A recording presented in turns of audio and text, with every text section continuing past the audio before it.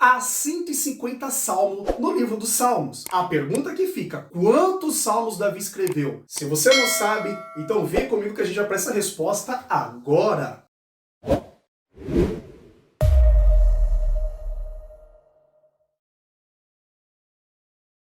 Olá a todos, sejam mais uma vez bem-vindos ao canal Movimento Conversa Cristã. Estamos aqui para continuarmos essa linda série sobre Davi. E a gente já falou muito de Davi.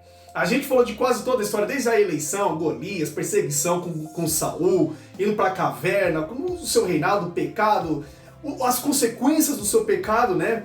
A gente já falou de quase tudo, a gente já está quase terminando e não tem como, meus irmãos, a gente falar de Davi e não falar dos salmos de Davi. A propósito, pergunta do início do vídeo, nas minhas contas Davi escreveu 73 salmos. É salmo pra dedéu, é quase a metade do livro dos salmos, escrito somente por Davi. Quando eu era pequeno, eu acreditava que Davi tinha escrito todos os salmos, mas não. O livro dos Salmos tem diversos autores, inclusive Moisés. A propósito, você sabe qual foi o salmo que Moisés escreveu? Essa, se você sabe, deixa aí nos comentários, amém?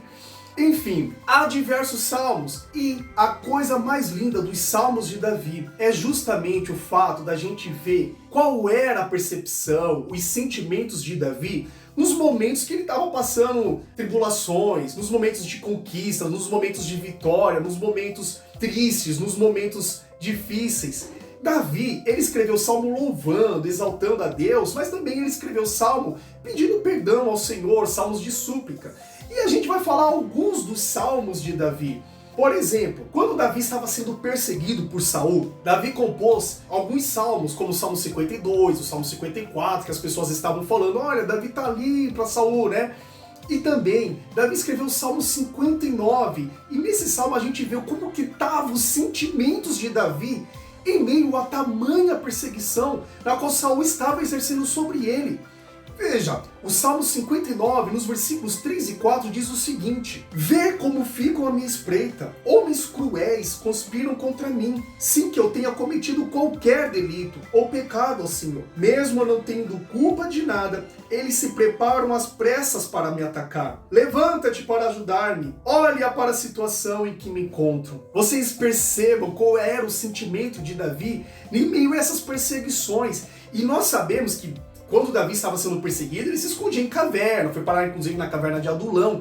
E até mesmo, meus irmãos, na caverna, Davi escreveu duas composições, ele escreve dois salmos, o Salmo 57, e ele também escreve o Salmo 142, onde ele diz nos versículos 4 e 5, olha para a minha direita e vê, ninguém se preocupa comigo, eu não tenho abrigo seguro, ninguém se importa com a minha vida, eu clamo a ti, Senhor, e digo, tu és o meu refúgio, és tudo o que eu tenho na terra dos viventes. Meus irmãos, olha a profundeza dos sentimentos de Davi e de suas declarações, mesmo estando sendo perseguido por Saul, mesmo estando ali na caverna. A gente vê até onde chega o coração de Davi.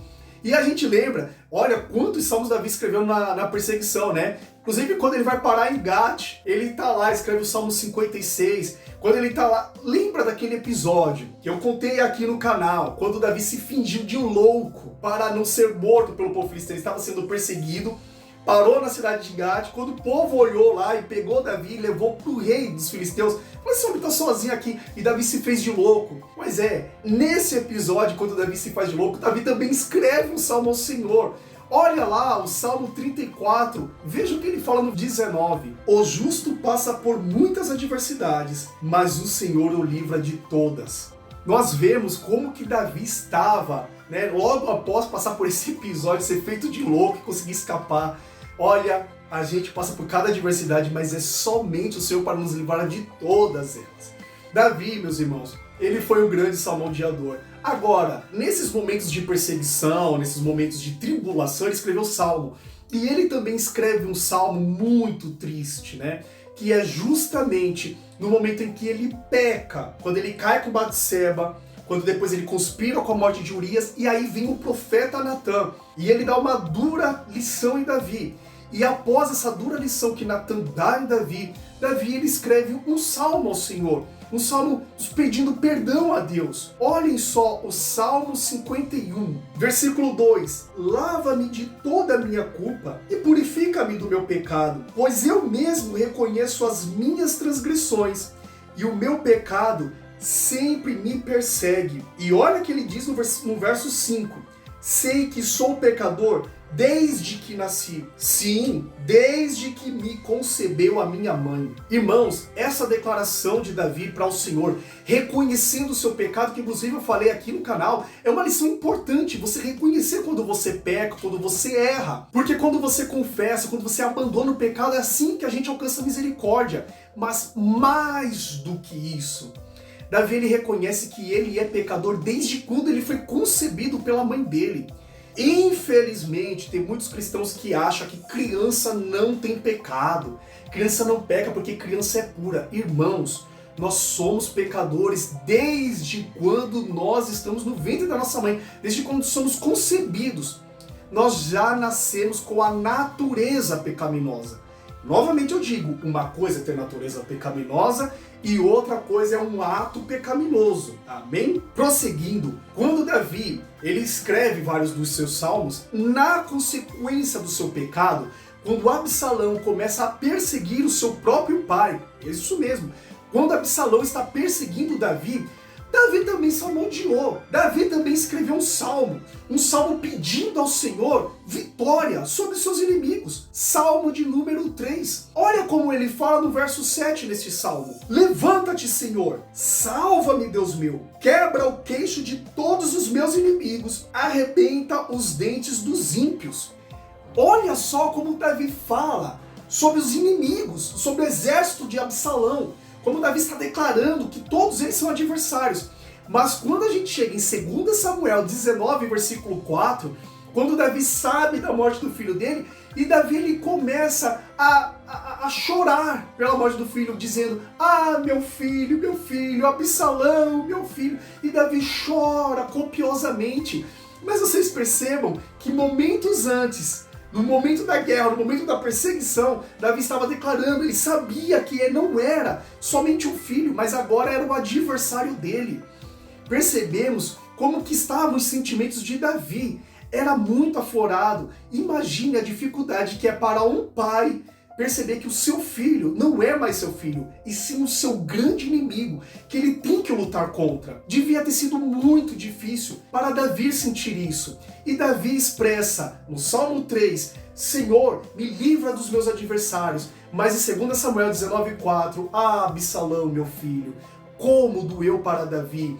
E Davi, meus irmãos, ao escrever vários salmos, escreve salmos vencendo guerra, que é o Salmo 60, por exemplo, e tem um que é muito bonito, que fala sobre o grande desejo de Davi, que ele tinha de edificar o templo do Senhor. Inclusive, no próximo vídeo a gente vai tocar de novo nesse assunto, porque Davi, vamos esperar para o próximo vídeo para a gente ver como que foi essa questão de Davi desejar edificar um templo a Deus. Mas, muito maior do que qualquer outra coisa, Davi também salmodiou com relação a isso. Olha o Salmo 122, alegrei-me quando me disseram, vamos à casa do Senhor. O desejo de Davi estava tão aflorado que até salmodiou, imaginando podendo ir para a casa do Senhor, para o templo do Senhor. Enquanto o Deus estava ali com a sua arca sendo adorado somente de tabernáculo em tabernáculo, Davi já sonhava edificar uma morada permanente ao Senhor. E de tantos outros salmos, eu tenho que lembrar, meus irmãos, o Salmo triste, que é quando Davi olha para os seus filhos, Absalão, matando o seu outro irmão, aquele irmão Amnon, quando ele força a sua irmã, Davi olha aquela guerra entre irmãos, um irmão matando o outro, briga dentro de casa, e Davi escreve um salmo que a gente, quando lê, a gente lê com alegria. Muitas vezes a gente lê até com felicidade, mas imagine para Davi escrever o Salmo 133. Ó, quão bom e quão suave é que os irmãos vivam em união. Irmãos, a gente lê esse versículo quando a gente está em comunhão com os irmãos, a gente fala como que é bom a gente estar em comunhão, mas para Davi escrever aquele salmo vendo um irmão matando o outro irmão forçando a irmã, sabe, as conspirações dentro do próprio lar, imagina a dificuldade que era para Davi escrever esse tipo de salmo. E Davi, desses tantos outros salmos que ele compôs, tem um que até hoje, meus irmãos, a gente canta. De vez em quando na tua igreja você ouve esse corinho, ou até mesmo faz tempo que você deve ter ouvido esse corinho. Mas, claro que eu não vou cantar, né? Porque se eu cantar aí, coitado do ouvido dos irmãos. Mas eu vou ler este salmo e provavelmente você vai se lembrar da melodia deste louvor, que é o Salmo 138. Eu te louvarei, Senhor, de todo o coração. Diante dos deuses cantarei louvores a ti, né? Em outras versões, na presença dos deuses a ti cantarei louvores. Esse é um lindo corinho. Eu lembro quando eu cantava, quando eu era criança, eu me alegrava na presença do Senhor ao ouvir esse corinho, né? E quando eu vou ver hoje, é um salmo que Davi compôs, né? E até agora a gente lembra deste louvor. Inclusive, tem um momento que, se eu ler o salmo, você vai dizer assim, não, isso não é possível que seja um salmo. Se você não conhece, Salmo 22. Deus meu, por que me desamparaste? Essas palavras, você quando ouve, você diz logo de cara, foi Jesus na cruz. Pois é, meus irmãos, foi também um salmo de Davi, clamando ao Senhor e dizendo esse maravilhoso verso, Deus meu, por que me desamparaste? Né? A gente fala que é maravilhoso, mas o sentimento de quem está escrevendo esse salmo deve ser um sentimento de angústia muito grande. E para finalizarmos, não tem como, gente, falar dos salmos de Davi e não falar da mais bela poesia de Davi. Não tem como a gente não falar do Salmo 23. Este é, meus irmãos, um dos salmos mais icônicos da Bíblia, né? É um dos versículos que todo mundo conhece. É o imã de geladeira, é lá no capô do carro, que tá lá o versículo, tá em tudo quanto é lugar, o povo pinta na parede lá no muro da igreja. O Senhor é meu pastor e nada me faltará. É com certeza o salmo mais conhecido que nós temos. Adonai Roi Lorsal. Agora, se alguém entende hebraico, já deve ter ficado aí com os ouvidos aí, ó, depois dessa minha pronúncia hebraica. Do hebraico é interessante que não tem a palavra nada, né? Adonai Roi, o Senhor meu pastor, Lorsal, não faltará. Ou não estaria em falta, como se fosse assim, o Senhor é meu pastor e não estaria em falta. Ou não tenho falta. Quer mostrar nesse salmo que Deus, Ele é o meu pastor, e porque Ele é o meu pastor, eu não tenho falta de mais nada. Ele é o provedor em tudo na minha vida, e por isso vem essa nossa tradução do nada me faltará. Se eu tenho Deus, eu tenho tudo, eu estou repleto. E para este salmo eu quero ler, meus irmãos, aqui na minha versão hebraica, aqui na minha Bíblia hebraica, olha aí. Eu quero ler esse salmo, vamos ler ele inteirinho nessa versão hebraica para a gente ver como é bonito e como que está escrito aqui nessa versão. Então vamos lá. Salmo de número 23. O Eterno é meu pastor, e por isso nada pode me faltar. Ele me faz repousar em campos verdejantes. Conduze-me a águas tranquilas. Restaura minha alma. Guia-me por veredas da justiça por amor de seu nome. Ainda que eu siga pelo vale da sombra da morte, nada temerei, pois tu estarás comigo. Teu cajado e teu bordão me darão apoio e conforto. Preparas-me uma mesa de delícias na presença de meus inimigos. Unge com óleo minha cabeça, meu cálice transborda. Certamente a bondade e a misericórdia me acompanharão por todos os dias de minha existência, e por todo sempre habitarei na casa do Eterno. Que coisa linda, meus queridos! E é com esse salmo que eu gostaria de finalizar este vídeo, e eu vou esperar você no próximo vídeo. Até então, comente aí, deixe seu amém, seu glória a Deus, diga qual é o seu salmo preferido aí nos comentários. Faça parte deste canal, faça parte deste movimento. Fique com todos, com a paz do Senhor. Amém.